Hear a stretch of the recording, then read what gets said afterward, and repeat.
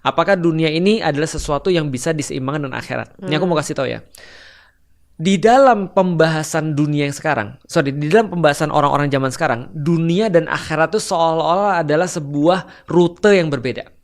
Maka kalau itu yang menjadi pandangannya, maka tidak mungkin kita menyeimbangkan antara dunia dan akhirat. Tapi kalau dalam pandangan Islam, dunia dan akhirat itu satu rute yang sama. Asik kan? Kenapa satu rute yang sama? Gimana? Karena Allah bilang di dalam Al-Quran, wabtagi fima ataqallahu darul akhirah wala tansa nasibaka minad dunya. Allah bilang ini, cari sebanyak-banyaknya bekal untuk akhiratmu, tapi jangan lupakan dunia. Jadi itu satu jalur. Artinya di dalam Islam, semua yang kita lihat itu adalah tools untuk mencapai akhirat.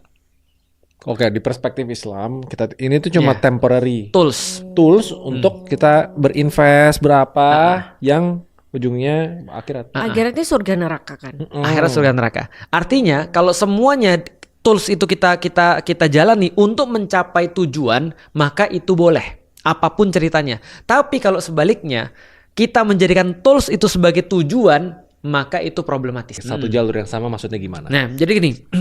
Jadi kalau andaikan seseorang tuh misalnya contoh ya, dia jadi orang yang paling kaya dan dia berusaha untuk melakukan apapun yang halal untuk jadi kaya, itu menjadi sebuah pahala juga bagi dia kalau dia tujukannya untuk akhirat dia. Oh, oke. Berarti 100% fokus ke nafkah dan lain-lain dengan niat ke akhirat, itu pahala dan itu anggapannya satu jalur. Itu satu jalur. Contoh misalnya ya, Raymond bilang, aku akan jadi pebisnis nomor 1 di Indonesia. Tapi nggak sholat. Nah, itu masalah tuh. Tapi ya gitu. Berarti kalau kata Feren, dia tidak terlalu sayang sama Tuhannya. Karena ketika dia sayang sama Tuhannya, dia akan bilang begini misalnya, aku mau jadi nomor 1 ya Allah untuk jadi pebisnis di Indonesia. Maka dia pasti sholat kan. Karena untuk mencapai itu dia perlu bantuan banyak. Termasuk bantuan yang paling besar adalah pasti bantuan daripada Allah. Ya Allah sabarin aku, kelilingkan aku dengan orang-orang yang soleh, yang jujur, yang gak khianat kepada aku. Ya Allah sabarkan aku kalau aku gagal dan segala macam. Nah berarti dia akan nyari itu di sholat itu tadi tuh.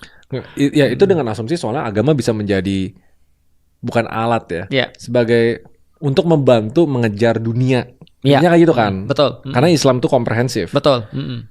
Apa tadi case-nya di zaman modern di mana Islam secara komprehensif bisa membantu orang di duniawi secara karir dan lain-lain gitu. Oke. Ini yang bersifat teknis. Aku nanti masuk ke yang lebih dalam lagi. Ini yang bersifat teknis. Tahu nggak sih Google itu meminta karyawannya untuk tidur siang?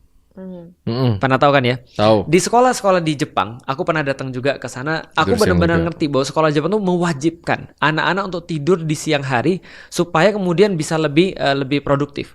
Ternyata Google tuh ngerilis, kalau aku nggak salah itu berapa persen peningkatan orang-orang produktivitas ketika dia tidur di siang hari. Jadi daripada dia tiduran kayak maling-maling atau misalnya kayak capek terus ketiduran di depan komputer kayak gini, dia lebih baik dikasih tempat tidur. Dan ketika dikasih tempat tidur, dia bisa lebih produktif di sisa harinya. Pernah nggak sih kerja kantoran? Aku pernah kerja kantoran ya. Jam 12 itu kita makan terus nggak boleh tidur. Jam 1 sampai jam 3 sampai jam 4 itu setengah mati tuh. Jaga kepala agar tetap tegak begini tuh setengah mati tuh. Benar. Gitu kan ya. Nah karena kita nggak tidur siang. Di dalam Islam tidur siang itu menjadi sunnah. Namanya qailullah. Tidur siang itu menjadi sunnah. Ya artinya ketika kita mempraktis lifestyle Islam, ini menjadi sesuatu yang bukan hanya mendapatkan pahala tapi membuat kita lebih produktif. Itu yang pertama. Yang kedua, dalam aturan tidur yang lain. Tidur di dalam Islam ada tidur yang tidak boleh atau makruh, dibenci Allah tidurnya. Ada tidur yang disunahkan, disarankan kayak tadi qailullah tadi. Ada tidur yang merupakan alamiah. Rasul kemudian mencontohkan di malam hari tidurnya adalah habis Isya langsung tidur. Jadi malam tuh dibagi 3. Malam berapa jam ya malamnya? Taruhlah dari jam 6 sampai jam 6 ya. 12 jam ya. Udah gelap kan ya. Malam tuh anggap ya 6 sampai 6 lah. 6 sampai 6 ya 12. Nah, Rasul katakan bagi 3 tuh. 1/3 untuk dirimu. Lalu kemudian 2/3 untuk Allah. Itu which is tidur. Which is tidur. Atau sepertiganya. Sorry, salah. 1/3 untuk keluarga. Ini bukan perkataan hadis langsung ya, tapi ini saranan daripada Rasulullah dalam lifestyle-nya beliau. 1/3 itu untuk keluargamu, 1/3 lagi untuk dirimu, 1/3 lagi untuk Allah. Oke, itu make Jadi sense. bangunlah di 1/3 malam yang terakhir. Nah dengan itu kemudian dia menjadi orang yang produktif juga. Terus kemudian bagaimana lagi? Islam melarang tidur abis subuh. Oke. Kenapa? Karena tadi secara sains itu otak manusia hidup mati lagi.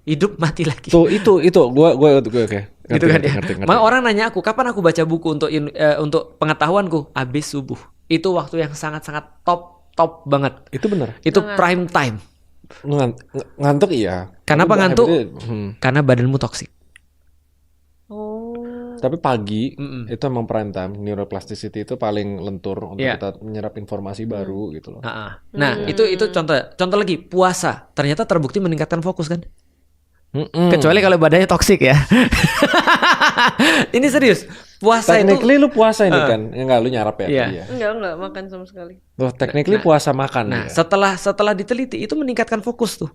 Tapi kalau belum, coba lagi karena meningkatkan fokus dan memperkecil resiko untuk sakit karena meningkatkan imunitas. Iya. Benar. Berarti secara productivity keren. Betul. Kita baru bicara ibadah-ibadah itu aja. Belum lagi bicara ibadah zakat. Misalnya kayak tadi kita udah bilang itu menjadi kayak darah kita putar di masyarakat sehingga memunculkan sektor-sektor real di dalam ekonomi, bukan sektor non real seperti sekarang. Kalau sekarang yang digeber adalah sektor non real.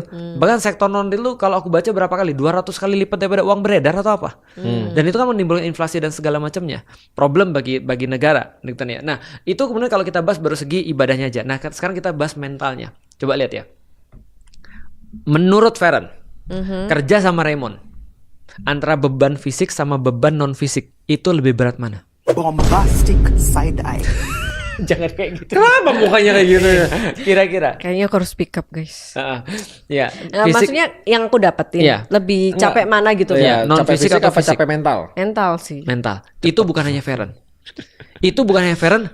Aku yakin Raymond lebih capek mentalnya ketika mempekerjakan Feren. Iya kan? Artinya semua orang ketika bekerja, aku yakin yang namanya batas kemudian problematikanya itu adalah problematika mental, bukan problematika fisik. Sometimes kita masih kuat, cuma secara fisik it's enough, I'm done. Paham gak ya, maksudnya? Jarang terjadi sebaliknya di mana kemudian kita secara mental masih oke, tapi fisik kita kemudian sebenarnya lagging.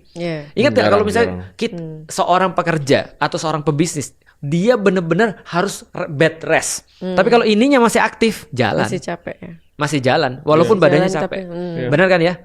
Kita nggak pernah berhenti kan, walaupun di hari Minggu kan atau di hari istirahat kan. Kenapa? Karena kita sudah occupied di mentalnya. Nah, Islam itu menyediakan ketahanan mental itu.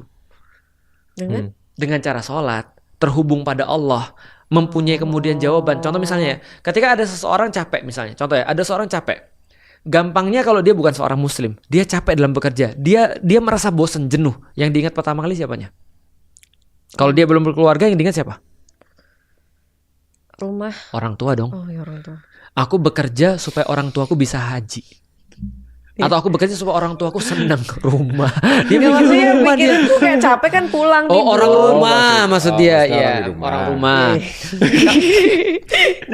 Lo tahu kan muka dia ini. Kalau orang yang sudah nikah, kira-kira yang membuat dia tetap semangat lagi apa? Dia buka handphonenya, ada istrinya, ada anak-anak. Dia merasa perlu untuk kemudian giat bekerja untuk anak-anaknya. Motivasi lain kan gitu kan ya. Oke. Tapi andai kan itu semua sudah nggak ada misalnya, motivasi kemana? Yang lebih tinggi lagi. Ingat loh, secara teori motivasi orang melakukan yang paling rendah karena dirinya sendiri, lebih kuat lagi karena yang dia cintai. Yang ketiga ada faktor transcendence. Ya, lebih tinggi daripada diri sendiri. Allah. Cuma balik lagi, ya, a higher self. Betul. Pokoknya sesuatu yang lebih gede daripada kita. Orang mau universe, Allah, Tuhan. Betul. Nah, untuk orang Muslim adalah Allah. Dia bilang, ya Allah, ini untuk engkau ya Allah.